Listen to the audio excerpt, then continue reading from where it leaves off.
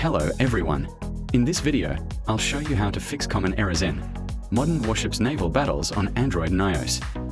If you're facing login issues, download problems, black screen errors, crashes, lag, network errors, or game update issues, follow these steps one by one. Step 1. Check your internet connection. Switch between Wi-Fi and mobile data. Restart your router. Use a stable and fast internet connection. Step 2. Update Modern Warships. Open the Play Store or App Store. Search for Modern Warships. Install the latest update if available. Step 3. Clear game cache Android. Go to Settings, Apps, Modern Warships. Tap Storage. Select Clear Cache. Restart the game. Step 4. Free up storage space. Keep at least 5 GB of free storage. Delete unnecessary files and apps. Step 5. Fix black screen and loading issues. Force close the game. Clear cache. Restart your device. Try launching the game again.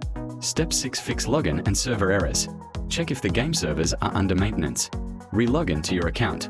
Disable VPN if you're using one. Step 7. Restart your device. Completely restart your phone. Launch the game again after rebooting.